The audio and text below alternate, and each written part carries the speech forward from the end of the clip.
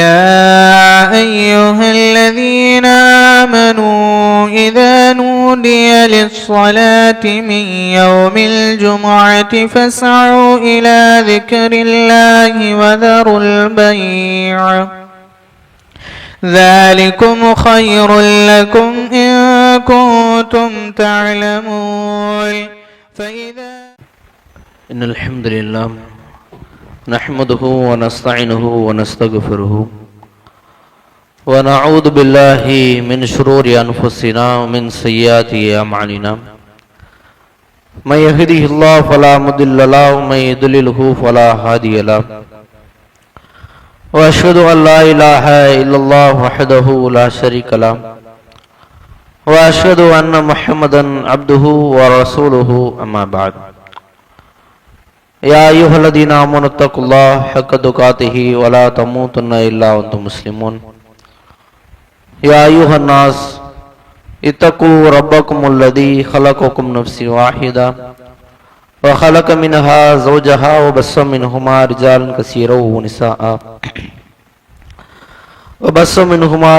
كثيرا ونساء واتقوا الله الذي تساءلون به والأرحام إن الله كان عليكم رقيبا.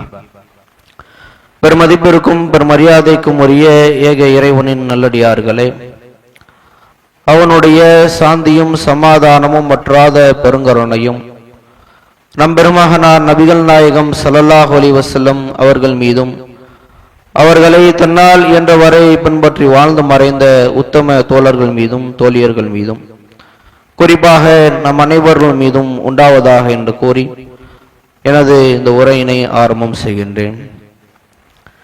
கண்ணியமிக்கோர்களே, நம்மளுடைய இந்த இஸ்லாமிய மார்க்கத்தை பொறுத்த மாட்டில் இறைவன் இந்த மார்க்கத்தை நமக்கு கொடுத்துவிட்டு லா இலாஹ இல்லல்லாஹ் முஹம்மது ரசூலுல்லாஹ் என்ற இந்த ஓரிரை கலிமாவை ஒருவர் தன்னுடைய உளமாற அவர் ஏற்றுக்கொண்டு விட்டார் என்று சொன்னால் அவருக்கு அல்லாஹ் கொடுக்கக்கூடிய முதல் கட்டளை என்ன?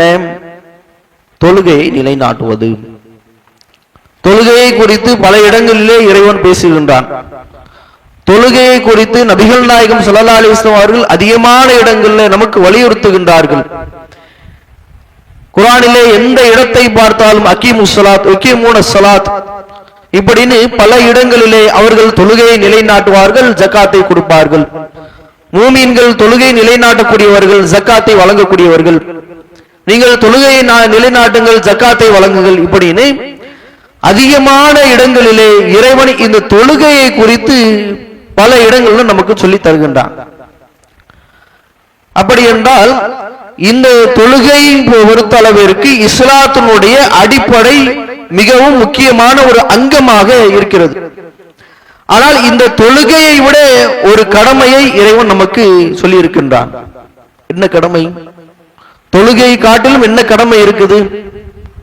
நபிகள் நாயகம் ஸல்லல்லாஹு அலைஹி வஸல்லம் அவர்கள் இஸ்லாத்தினுடைய 5 தூணை சொல்லும் பொழுது கொள்கை ஏத்துக்கிட்டீங்க அப்படின்னு சொன்னா அடுத்ததா ரசூலுல்லாஹ் சொன்னது இகாமுஸ் ஸலாத், தொழுகை நிலைநாட்டுவது என்றுதான் சொன்னாங்க.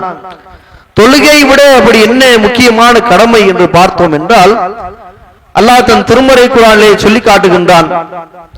நீங்கள் அல் முஃமினூன வல் முஃமினாத், இறை நம்பிக்கை கொண்ட ஒவ்வொரு ஆண்களும் பெண்களும் சரி, பாலுக்கும் அவுலியாஉ பால், உங்களில் சிலருக்கு உற்ற தோழர்கள் தோழிகள்.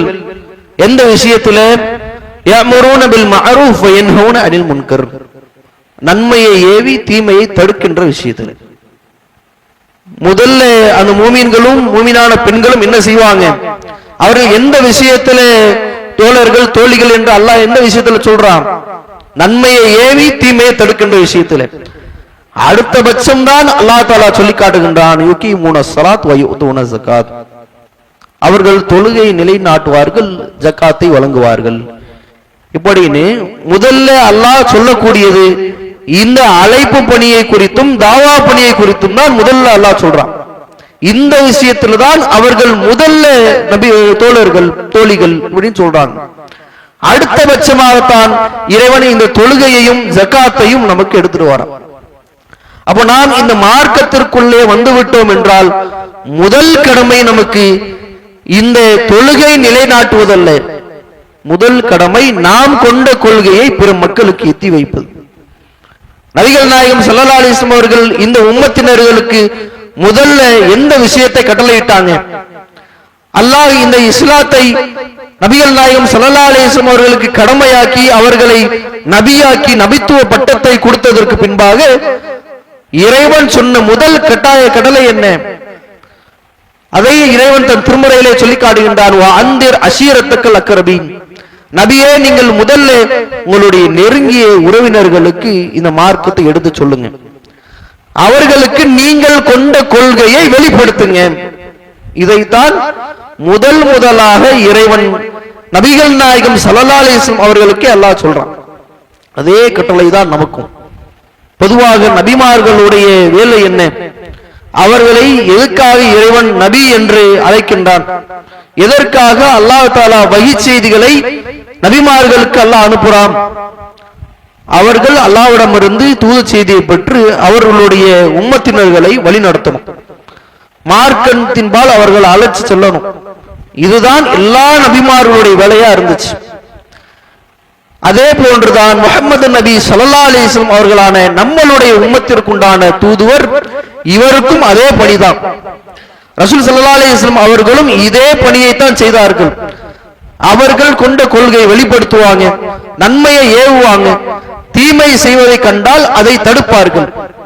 இது நபிமார்களுடைய மிக முக்கியமான பணி. இதுதான் அவர்களுக்கு ஆரம்ப காலகட்டத்திலிருந்து அவர்களுடைய மரணம் வரைக்கும் கொடுக்கப்பட்ட பணி. இப்போ எந்த நபி இருக்கிறான்? அல்லாஹ்வின் தூதர் ஸல்லல்லாஹு அலைஹி வஸல்லம் அவர்கள் மரணிச்சிட்டாங்க. அவர்களுக்கு பின்பாக எந்த நபி வரப்போறது இல்லை. அவர்கள் தான் நபிமார்களுடைய முத்திரையாக இருக்கின்றார்கள்.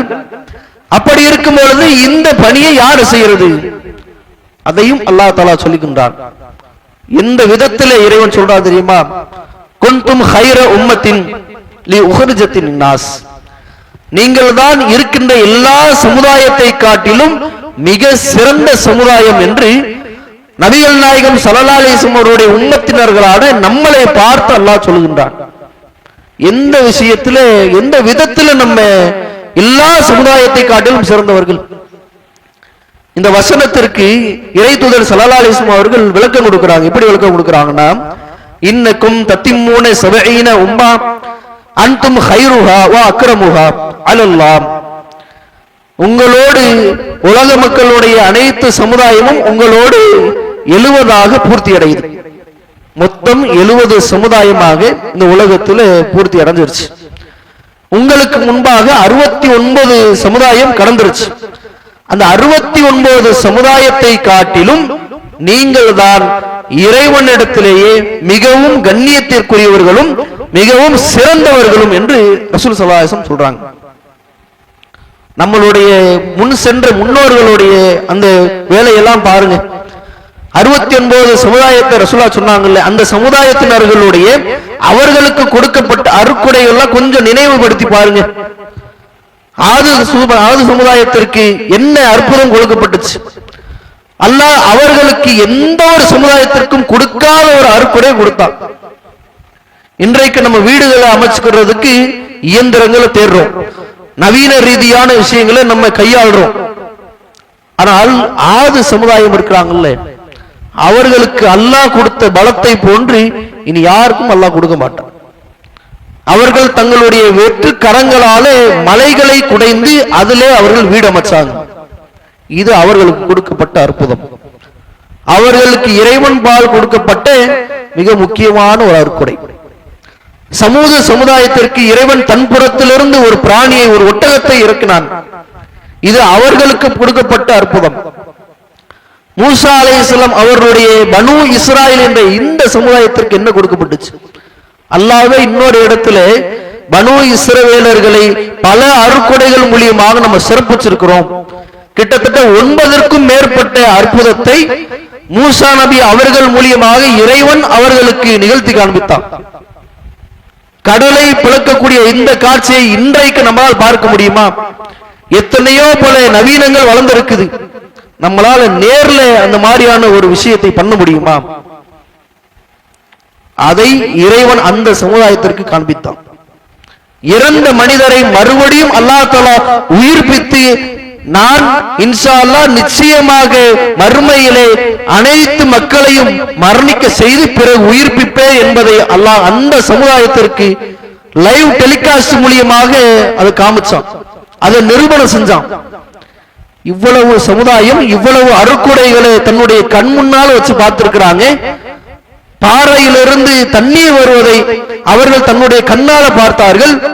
அந்த பனு இஸ்ரவேல் சமுதாயம் தான் நபிகள் நாயகம் ஸல்லல்லாஹு அலைஹி வஸல்லம் அவர்கள் சொல்லி காட்டுகின்றார்கள், பனு இஸ்ரவேலர்களுக்கு அல்லாஹ் சுவனத்தினுடைய உணவை கொடுத்தான்.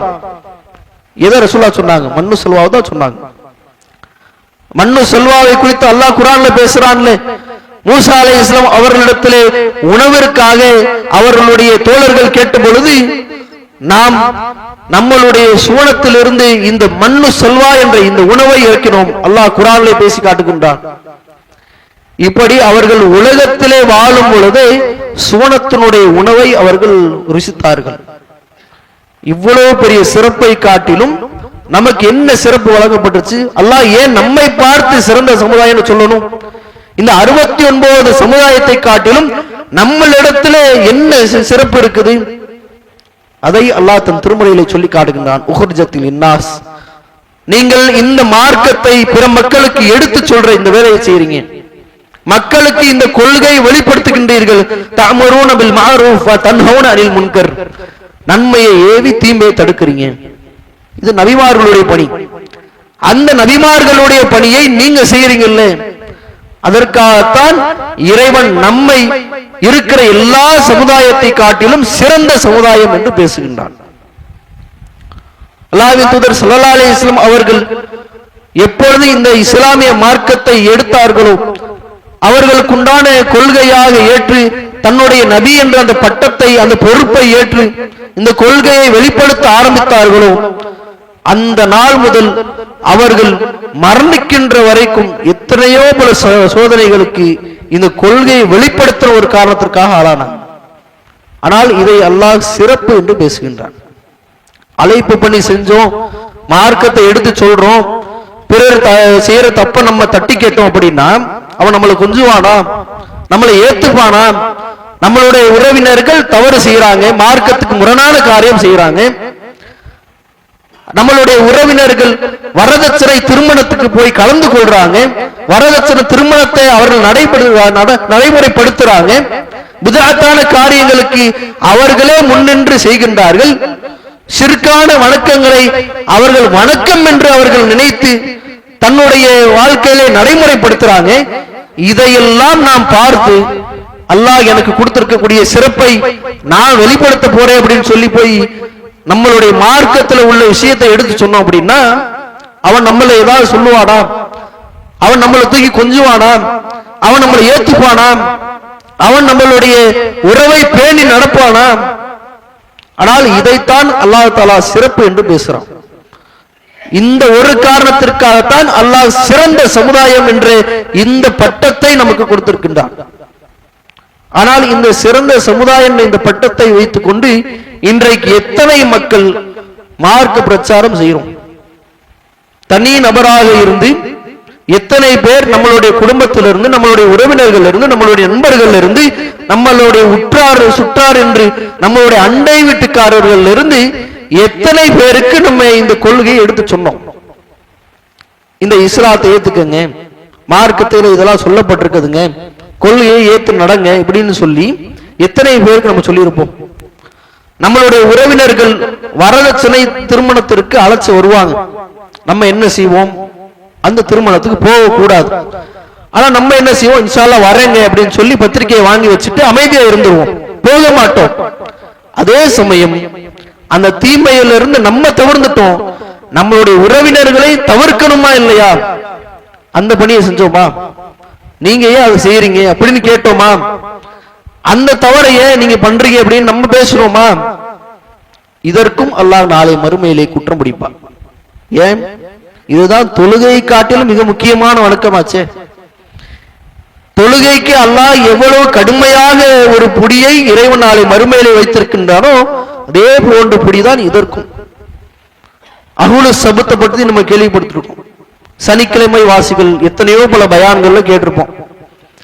அவர்கள் அல்லாஹ் ஏன் தடுத்தான்? அவர்களை ஏன் அல்லாஹ் தண்டிச்சான்? 3 பிரிவினர்களாக அல்லாஹ் ஏன் பிரிக்கணும்? நன்மை செய்யறவன், தீமை செய்யறவன், 2 பிரிவினர்கள் தானே. ஏன் அல்லாஹ் 3ஆக பிரிச்சான்? நன்மை செய்பவர்கள் ஒரு புறம், தீமை செய்பவர்கள் ஒரு புறம், அதோடு சேர்த்து அந்த நன்மையை ஏவியவர்கள் இன்னொரு புறம். 3ஆக ஏன் அல்லாஹ் தஆலா பிரிக்கணும்?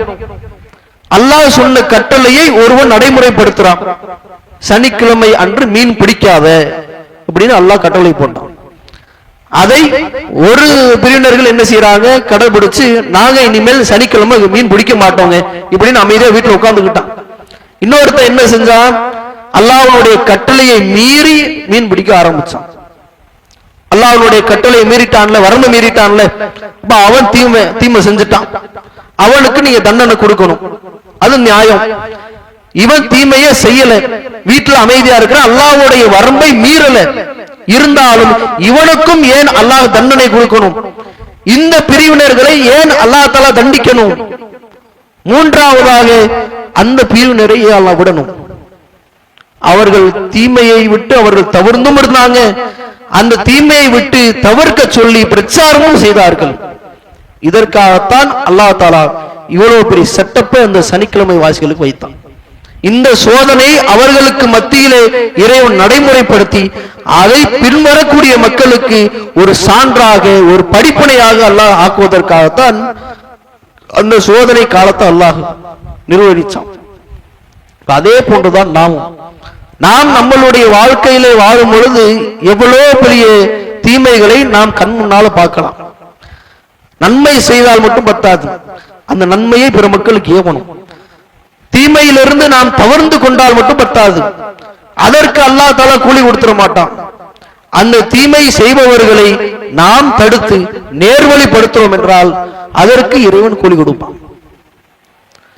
நபிகள் நாயகம் ஸல்லல்லாஹு அலைஹி வஸல்லம் அவருடைய காலகட்டத்தில் நம்மள பல பேர் என்ன நடப்போம், மார்க்க பிரச்சாரம் யாருங்க பண்றது, எல்லாருமே பண்ணிட முடியுமா, எனக்கெல்லாம் அழுகும் சூறா தாங்க தெரியும், அதை வச்சுக்கிட்டு என்ன பண்றது, இப்படி நம்மளுடைய உள்ள தோணும். அழுகும் சூறாவை பத்தி ஒரு 1/2 மணி நேரம் பயான் பேசலாம், அதுல அவ்வளவு சிறப்பு இருக்குது. எனக்கு குல் சூரா 3 தாங்க தெரியும், குல் சூரா மட்டும் சொல்லு. குல் சூரா 3ஐ யார் ஒருவர் இரவு நேரத்தில் ஓதிவிட்டு படுக்கின்றாரோ அவருக்கு மலக்குமார்கள் பாதுகாப்பு கொடுக்கிறாங்க. வசனம் இருக்குல்ல, ஹதீஸ் இருக்குதுல, அதை பேசலாமே, அதை உனக்கு தெரிஞ்ச மக்களுக்கு எடுத்து சொல்லலாமே. இதை சொல்லாவிட்டாலும் அல்லாஹ் கேள்வி கேட்பான். நபிகள் நாயகம் ஸல்லல்லாஹு அலைஹி வஸல்லம் சொன்னார்கள், பல்லிகு அன்னி வலோ ஆயத்தன், என்னிடம் இருந்து ஒரே ஒரு செய்தி தான் உனக்கு கிடைக்குதா, ஒண்ணுதான் உனக்கு தெரியுதா, அந்த செய்தியை கூட பிற மக்களுக்கு எடுத்து சொல்லி விடுங்கள், அதை உங்களோடு மறைத்து வைத்து விடாதீர்கள் என்றுதான் சொன்னாங்க. அப்போ இந்த பிரச்சாரத்தை, இந்த மார்க்கத்தை வெளிப்படுத்துவதற்கு பெரிய பெரிய பட்டப்படிப்பு படிக்கணும்ன்ற அவசியம் இல்லை, மதரசாக்களுக்கு போயிடணும்னு அவசியம் இல்லை, நிறைய விஷயங்கள் மார்க்க கல்வி நமக்கு இருக்கணும் என்ற இந்த அவசியமும் இல்லை. நாம் கேள்விப்படுகின்ற சில விஷயங்கள் உண்மையானதாக சகியானதா இருக்குதா, அதை பிற மக்களுக்கு எடுத்து சொல்வது நமக்கு மிக முக்கியமான ஒரு கடமை. அல்லாஹ்வின் தூதர் ஸல்லல்லாஹு அலைஹி வஸல்லம் அவர்கள் இஸ்லாத்தை ஏற்ற புதுசுல எவ்வளவோ பல அடி உதைகளுக்கு ஆளாகி ஒரு கட்டத்தில் ஒதுக்கப்பட்டுட்டாங்க. முகம்மதை யாரும் சந்திக்க கூடாது, அவருடைய உறவினர்கள் உட்பட முகமது என்ற இந்த பெயரை கேட்டாலே யார் பேரை சொன்னாலும் அவனை முதல்ல கொலை செஞ்சிருவாங்க. அவ்வளவு ரொம்ப கொடூரமாக அந்த மக்கா நகரம் அப்ப இருந்துச்சு. அந்த நேரத்தில் தான் நபிகள் நாயகம் ஸல்லல்லாஹு அலைஹி வஸல்லம் அவர்களை குறித்து சில விஷயங்களை எங்கேயோ இருக்கக்கூடிய கிஃபாரி என்ற குலத்தை சார்ந்த ஒரு மனிதர் கேள்விப்படுறார்.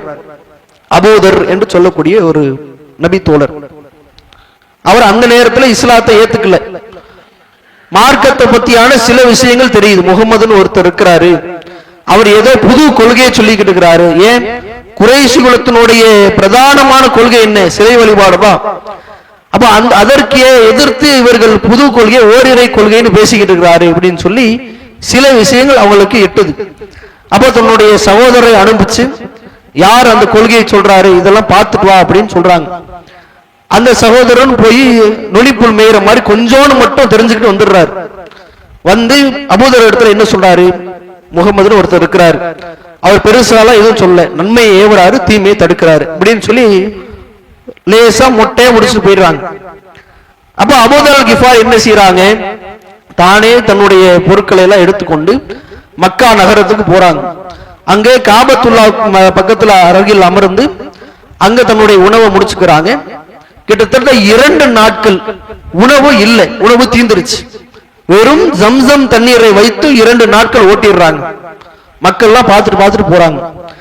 அபூதர் அவர்களை பொறுத்த வரைக்கும் என்ன அப்படின்னா, அவர் கொஞ்சம் பயந்த சுபாவம் உள்ள ஆளு, ரொம்ப உடல்லையும் மனதளவில ரொம்ப பலவீனமான ஒரு மனிதர். பிற்காலத்துல நபிகள் நாயகம் ஸல்லல்லாஹு அலைஹி வஸல்லம் அவர்கள் கூட அபூதர் அவர்களை எந்த நிர்வாகத்துக்கும் போற்றாதீங்க, அவரை எந்த பொறுப்புக்கும் அவர் வர வேணாம், ஏன் அவர் ரொம்ப பலவீனமான ஆள், அதனால பலவீனமான ஒரு ஆள் நிர்வகிக்க முடியாது, அதனால அவருக்கு எந்த பொறுப்பு கொடுத்துறாதீங்கன்னு அல்லாஹ்வின் தூதர் ஸல்லல்லாஹு அலைஹி வஸல்லம் சொல்லி இருக்கிறாங்க. அப்போ அபூதர் கிஃபாரி அவர்கள் பயந்து 2 நாட்களை கழிச்சிருக்கிறாங்க.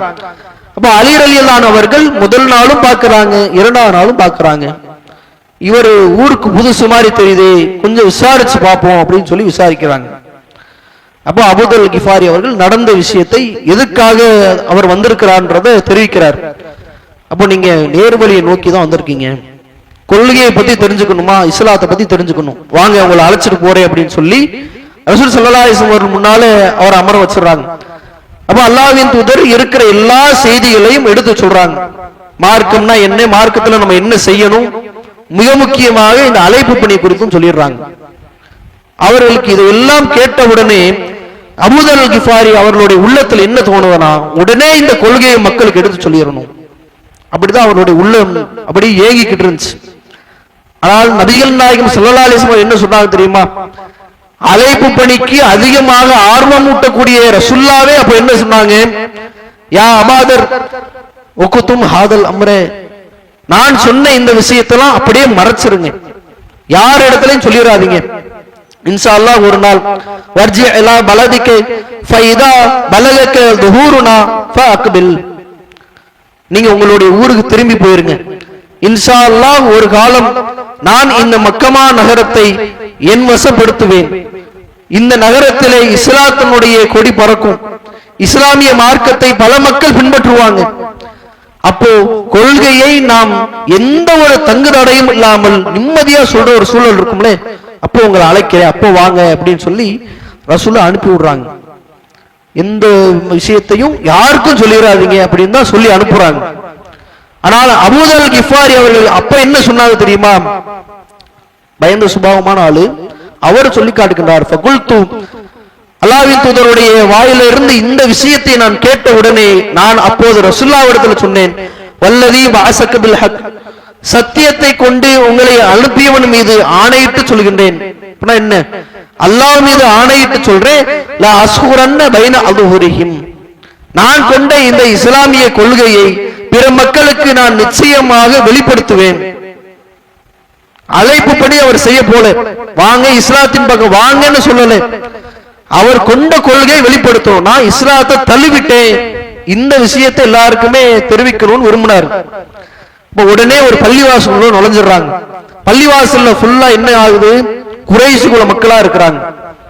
அங்க பேருக்குதான் பள்ளிவாசல், உள்ள சிலை வழிபாடு நடந்துகிட்டு இருக்கும்.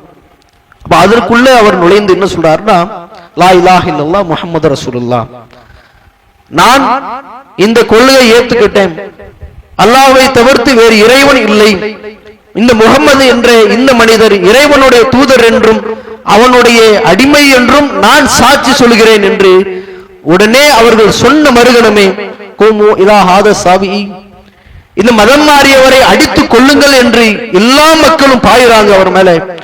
அவருடைய உடல் முழுக்க இரத்தத்தால் குளிப்பாட்டப்பட்டது போல ஆயிருது, உடல் முழுக்க அவர்கள் அடிச்சு உடைக்கிறாங்க, அவருடைய உடம்பெல்லாம் இரத்த கலரியா மாறுது.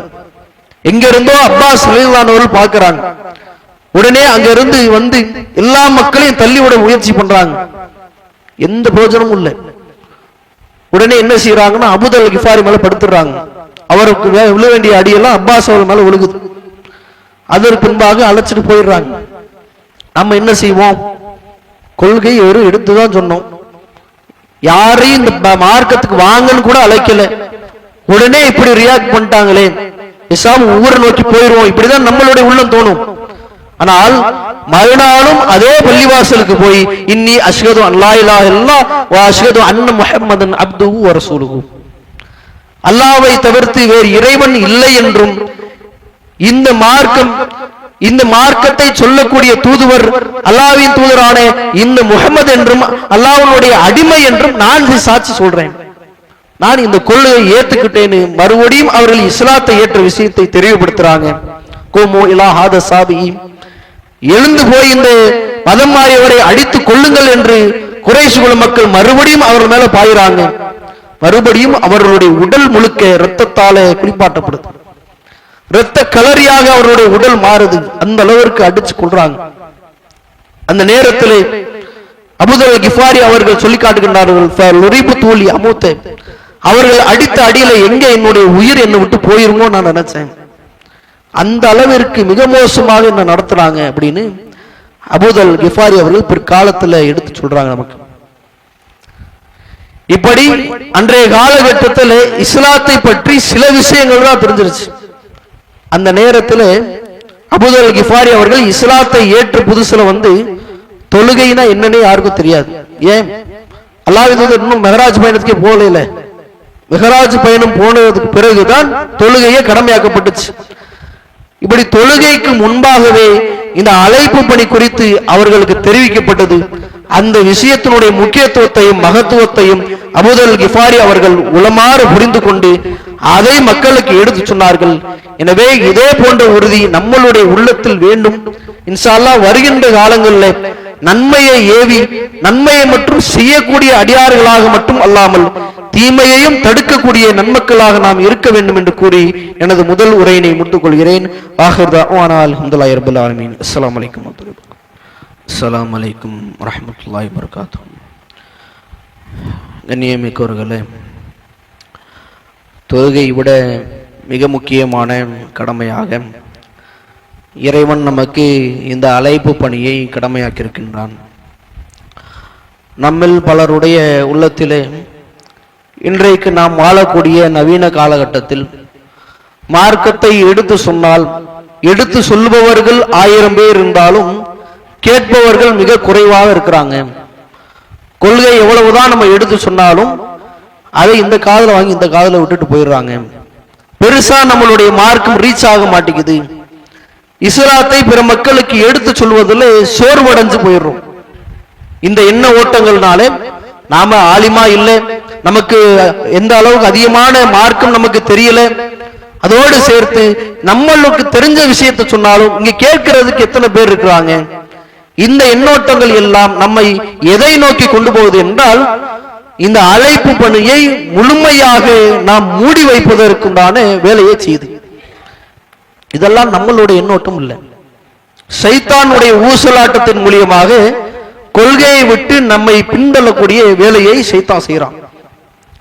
நம்மளுடைய கொள்கையை பரப்பக்கூடிய வேலையை விட்டும் இந்த சைத்தான் நம்மளை தடுப்பதற்காகத்தான் இப்படியான மிக மட்டரகமான எண்ணங்களை நம் மீது போடுறான். மார்க்க பிரச்சாரத்தை எடுத்து சொல்வதற்கு மிகப்பெரிய ஆலிம் சவா இருக்கணும் அவசியம் இல்லை, அதிகமான விஷயங்களை தெரிஞ்சிருக்கணும்ன்ற அவசியம் இல்லை. நபிகள் நாயகம் ஸல்லல்லாஹு அலைஹி வஸல்லம் அவர்களிடமிருந்து ஏதேனும் உண்மையான ஒரு செய்தி நாம் கிடைத்தாலும் அதை பிற மக்களுக்கு நாம் எடுத்து சொல்லணும். அதோடு சேர்த்து பிற மக்கள், நமக்கு எதிரில் உள்ள மக்கள் அதை கேட்கிறாங்களா, அதை நடைமுறைப்படுத்துறாங்களா, அதை நடைமுறைப்படுத்தினா நம்ம சொல்லி வேஸ்ட் தானே, இப்படி நாம் நினைக்க கூடாது. ஏன் அப்படி என்றால் அல்லாஹ்வின் தூதர் ஸல்லல்லாஹு அலைஹி வஸல்லம் அவர்கள் பிரச்சாரம் பண்ணதுல மிக முக்காவாசி விஷயம் வேஸ்ட் தான். ஏன் அல்லாஹ்வின் தூதர் ஸல்லல்லாஹு அலைஹி வஸல்லம் அவர்கள் எத்தனையோ பேருக்கு பிரச்சாரம் பண்ணாங்க, ஆனால் தன்னை வளர்த்த அபூ தாலிப் என்று சொல்லக்கூடிய தன்னுடைய பெரிய வாப்பா அவர்களை கூட இஸ்லாத்தின் பால் அழைத்து வர முடியல.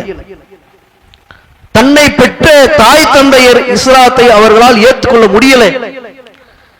அவர்களை பாராட்டி சீராட்டி வளர்த்த அவர்களுடைய உறவினர்கள் பலர் இஸ்லாத்தை ஏத்துக்கல. ரசூலுல்லாஹ்வுடைய வாப்பா கூட பிறந்தவங்க கிட்டத்தட்ட 5 பேர், ரசூலுல்லாஹ்வுடைய வாப்பாவை சேர்த்து 5 பேர். அதுல இஸ்லாத்தை தழுவனது அப்படின்னு பார்த்தா 2 பேர் தான். ஹம்சா ரலியல்லாஹு அன்ஹு அவர்களும் அப்பாஸ் ரலியல்லாஹு அவர்கள் மட்டும்தான். இவர்கள் 2 பேர் மட்டும்தான் இஸ்லாத்தை தழுவிருந்தாங்க. யாரும் இஸ்லாத்தை தழுவலையே.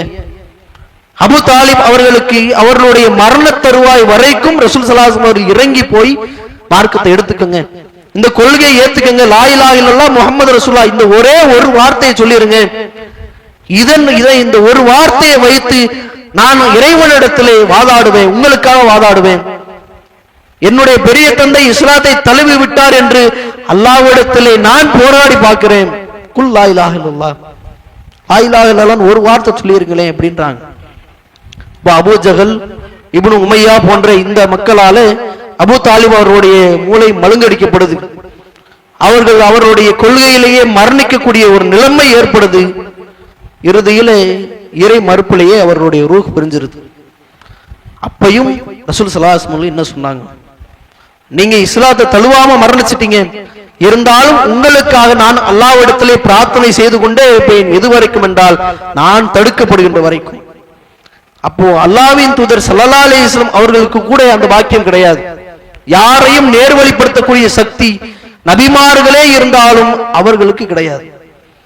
கிட்டத்தட்ட நூஹ் அலைஹிஸ்ஸலாம் அவர்கள் 950 வருடங்கள் வாழ்ந்தாங்க. தான் பெற்ற மகனை இந்த கொள்கையின் பால் அவர் அழைக்க முடிஞ்சா? அவருடைய இறுதி கட்டத்திலே இஸ்லாத்தின் பால் தன்னுடைய மகனை அவர்கள் நேர்வழிப்படுத்த முடிஞ்சதா? முடியல. அப்போ நாம் செய்யக்கூடிய எல்லா விஷயத்திற்கும் பிரதிபலனை நம்மளுடைய எதிர் மக்களிடத்திலே நாம் எதிர்பார்க்காமல் இறைவனிடத்திலே நாம் எதிர்பார்த்து இன்ஷா அல்லாஹ் வருகின்ற காலங்களிலே நபிமார்களே இருந்தாலும் அவர்கள் இந்த கொள்கையை சொன்னார்கள் என்றால் கொள்கையை சொல்லுவது மட்டும்தான் அவர்களுடைய வேலை. அதே வேலைதான் இறைவன் நமக்கும் கொடுத்திருக்கின்றான். இப்போ நாம் ஏற்றுக்கொண்ட இந்த கொள்கையை பிற மக்களுக்கு எடுத்து சொல்லணும். அது மட்டும்தான் நம்மளுடைய வேலை. அவர்கள் கேட்கிறாங்க, பயானுக்கு வச்சா 2 பேர் வராங்க, 3 பேர் வராங்க, இந்த எந்த எண்ணோட்டம் நமக்கு தேவையில்லை.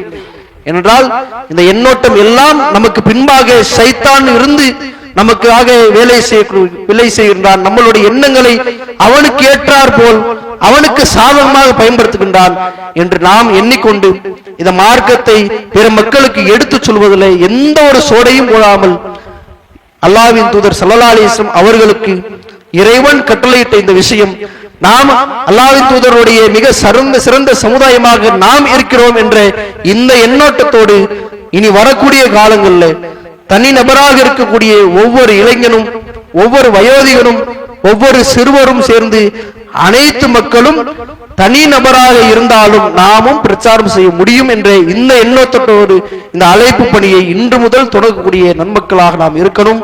இன்ஷா அல்லாஹ் வருகின்ற காலங்களில் அவ்வாறு இருக்க இறைவன் நமக்கு போதுமானவனாக இருக்கின்றான். அதோடு சில அறிவிப்புகள் உண்டு.